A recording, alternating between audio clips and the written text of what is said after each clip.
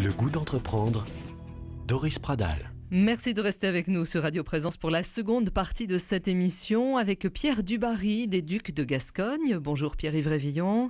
Bonjour Doris. Première question, Pierre-Yves, vous êtes un de nos référents éthiques sur Radio Présence. Première question à notre invité.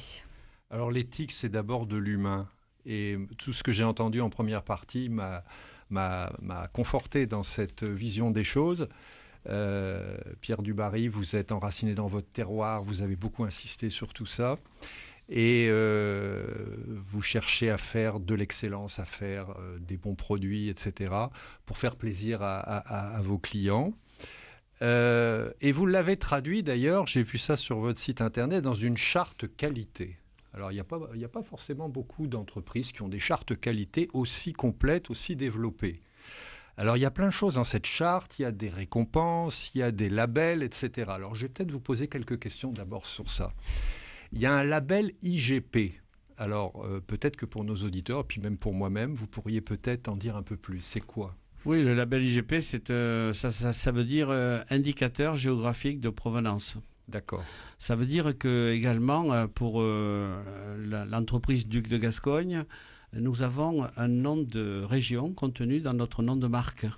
Donc il n'est pas question pour nous d'être en dehors des limites de la Gascogne historique. Et la Gascogne historique, c'est simplement le Gers et les Landes, une partie des Hautes-Pyrénées et puis une partie de la Haute-Garonne, puisqu'on faisait allusion au marché de Foix-d'Oie, aujourd'hui disparu malheureusement. C'est une sorte comme l'appellation contrôlée finalement Oui, mais c'est géographique de provenance.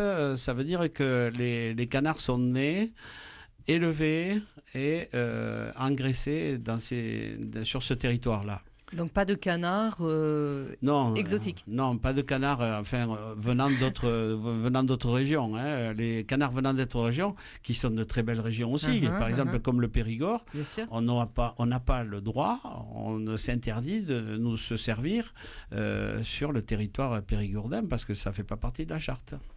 Alors, il y a un mot qui apparaît là dans votre documentation, le mot traçabilité. Comment vous concrétisez cette traçabilité pour vos clients finalement ? Voilà, au-delà du mot traçabilité, il y a une certification que nous avons parce que nous sommes également preneurs, si vous voulez, de marché à l'étranger. On essaie de développer l'exportation et on a la certification IFS. La certification IFS, ça veut dire International Food Standard. Quand on a une certification comme celle-là, c'est un passeport pour aller sur n'importe quel pays étranger. Et ce passeport a des références, si vous voulez, en termes de traçabilité, où il faut prouver d'où viennent les matières premières, de quelle façon elles ont été d'abord découpées, ensuite traçabilité de froid, traçabilité de transport, traçabilité de transformation, avec un cahier des charges bien précis qui fait que on peut revenir en arrière, on peut détecter s'il y a un problème de l'eau. Il y a beaucoup de sécurité là-dedans qui vient se mettre sur cette certification. Pierre-Yves.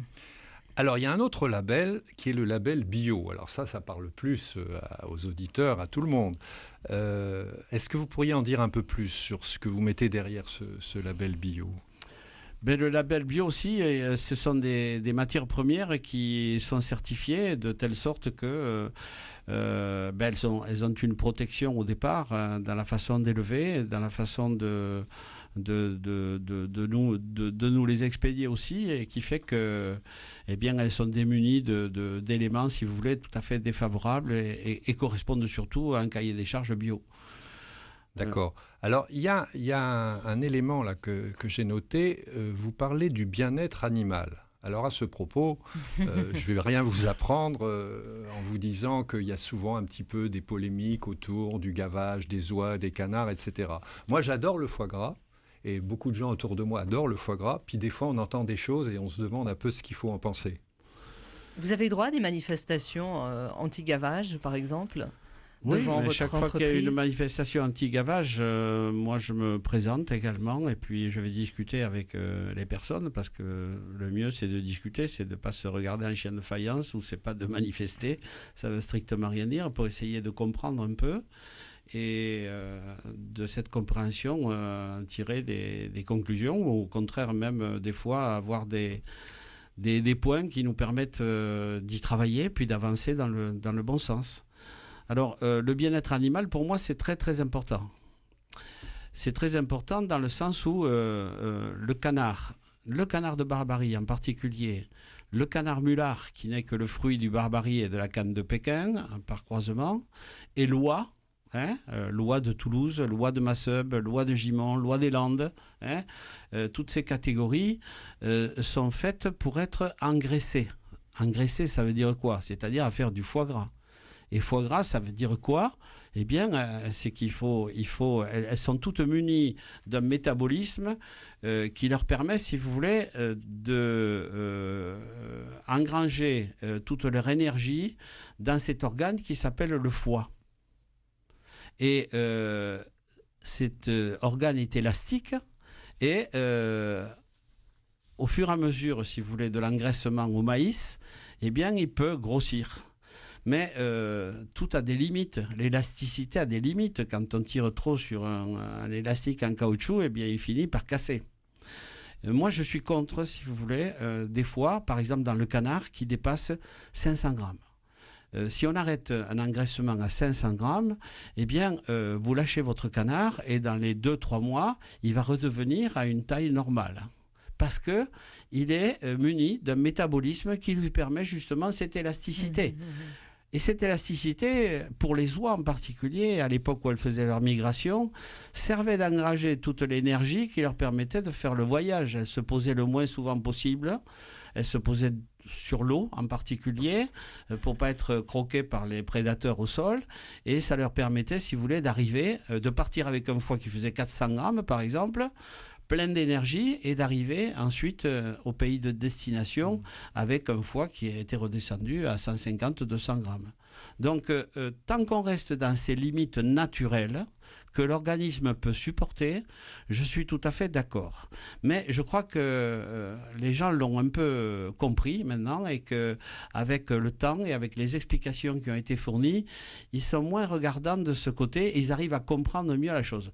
Par contre, un producteur qui s'amuse à faire des foie gras qui dépassent 600, 650, 700, 800 grammes, 900 grammes des fois, ce sont des gens qui font de la marge commerciale pour faire grossir le foie, mais la qualité n'est pas du tout bonne, et je m'en garde les gens qui achètent des foies pour rester autour de 500 grammes. Donc il faut que le canard se nourrisse avec modération, c'est ça que vous nous dites? Il faut qu'on le nourrisse avec modération, hein. Et il faut savoir aussi une chose, c'est que quand on engraisse un canard et quand on lui injecte le maïs dans son corps 2 fois par jour, avec un embux, ce qu'on appelle, eh bien, il faut que la marchandise qu'il va ingérer, si vous voulez, cette marchandise, elle va se mettre dans le jabot. Et il va prendre, lui, dans le jabot, ce dont il a besoin au fur et à mesure. C'est-à-dire, sinon, il s'étoufferait et il mourrait. Et les producteurs ont absolument besoin d'avoir un produit impeccable et de bonne qualité à la sortie. Donc, il n'est pas question de faire souffrir ces animaux. Pierre-Yves. Alors, j'ai vu, ça m'a intrigué, qu'il y avait des producteurs, notamment en Espagne, qui faisaient du foie gras sans gaver. Alors c'est vrai, j'ai appris aussi l'an dernier qu'un producteur, enfin un propriétaire, on va dire, d'une très très grande surface en Espagne, en Extrémadure, avait des oies qui chaque année se posaient puis repartaient. Et au moment de repartir, puisqu'elles se font un viatique, c'est-à-dire des réserves importantes pour le long voyage, eh bien il en a profité pour en prendre quelques-unes, les gaver très peu, les engraisser très peu, et faire ce qu'il appelle lui son foie gras, si vous voulez. Et ce foie gras, il est surtout écoulé dans les pays du Golfe, au Qatar, ou en Arabie Saoudite, puisqu'il y a de grands chasseurs qui viennent l'été. C'est vendu très cher, et d'après les témoignages que j'ai à ce niveau, eh bien, ça existe parce que ça respecte, si vous voulez, ce phénomène naturel, mais sur le plan gustatif et sur le plan des saveurs, des arômes, c'est pas du tout ça. C'est pas ça. Je ne sais pas s'il pourrait d'ailleurs satisfaire toute la clientèle que vous avez, parce que j'ai lu que, j'ai l'article sous les yeux, c'est un article du Monde, il produit 400 kilos de foie gras par an en moyenne. C'est exact. C'est pas Donc c'est du foie gras très haut de gamme, on imagine. Très haut de gamme, oui, non, très cher. on va dire que c'est un foie gras pas haut de gamme, c'est un foie gras rare, hein, Ouais, c'est ça. mais qui ne correspond pas du tout à ce qu'on a l'habitude de consommer. Au niveau gustatif, ouais. Parce qu'il faut quand même savoir qu'au départ, le foie gras, il est né en Égypte. Oui. Il est né en Égypte. Comme il est né en Égypte, au départ, c'était pas pour faire du foie gras. Les oies tombaient du ciel. C'était bien mieux de s'occuper d'une oie que d'un cochon qu'il fallait élever, parce qu'il n'avait pas du tout le matériel pour labourer, pour etc. Et un cochon, ça mange beaucoup. Il faut un an pour le faire grandir. Et donc, ils se sont aperçus qu'avec l'oie, c'était beaucoup plus résistant. Et eux, ils ne faisaient pas du foie gras à l'époque, hein. C'était uniquement, ils étaient à la recherche du troisième élément de conservation des viandes, pour éviter les famines ou pour éviter d'être dans un besoin. Hein, et donc, ils ont, en dehors du sel et en dehors du fumage, avec l'oie, ils ont trouvé le troisième élément de conservation qui était la graisse d'oie. Et c'est grâce à ça, après, que petit à petit, ils ont pu, dans des jarres, refaire avec le sel et la graisse, le confit, etc. etc. Mais pendant 30, 40 siècles, ça n'a pas bougé. Il a fallu que Nicolas Appert arrive beaucoup plus tard pour inventer la stérilisation et permettre de fixer, je dirais, des aliments dans des milieux clos pour faire des conserves comme celles qu'on trouve dans le commerce aujourd'hui. Pierre, on va passer du passé, c'est le cas de le dire, à l'avenir. Et je vais vous faire réagir là-dessus et terminer cette émission puisque malheureusement elle touche à sa fin. Comment vous voyez l'alimentation dans les années qui viennent? Vous qui avez quand même pas mal de recul, qui êtes un défenseur des produits locaux, des bons produits, du bien manger, est-ce qu'aujourd'hui on revient à des valeurs sûres? Moi, je trouve qu'il y a beaucoup de...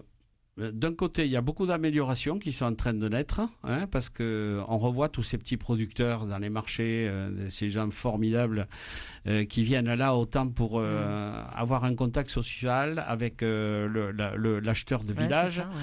Ça, c'est formidable. Et puis, ce sont des gens, malheureusement, avec les retraites qui touchent, ces pauvres producteurs ou ces agriculteurs à la retraite, eh bien, ils sont obligés, quand ils sont en bonne santé, de durer le plus longtemps possible. Et finalement, de l'autre côté, on a de très bons résultats puisque ça nous donne le goût de remanger sain et naturel. Et on est à la recherche de ça. Hein. Moi, je vais prendre mon pain dans un petit marché à côté de Gimont tous les samedis matins chez le cultivateur boulanger. Hein. Il fait son blé et il fait son blé avec des variétés d'avant la guerre de 14, c'est-à-dire beaucoup moins productives, mais avec des qualités bien supérieures, vous voyez. Donc de ce côté-là, je pense qu'on a la possibilité d'avoir des... Et puis après, vous avez les MAPA, vous avez les ruches, vous avez plein de commerces de proximité, de production de proximité qui vont se développer, à mon avis, de plus en plus.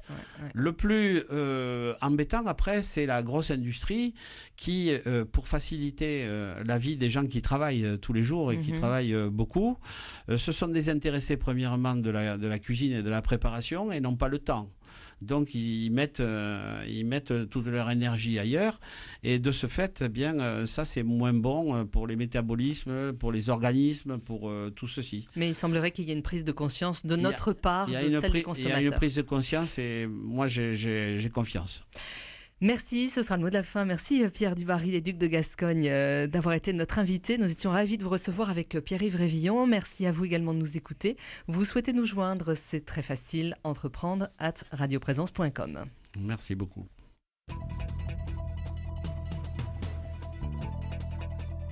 Retrouvez cette émission sur décideurenrégion.fr/midi-pyrénées. Le goût d'entreprendre, une émission en partenariat avec la Caisse d'épargne, la Banque des entreprises et des professionnels de Midi-Pyrénées.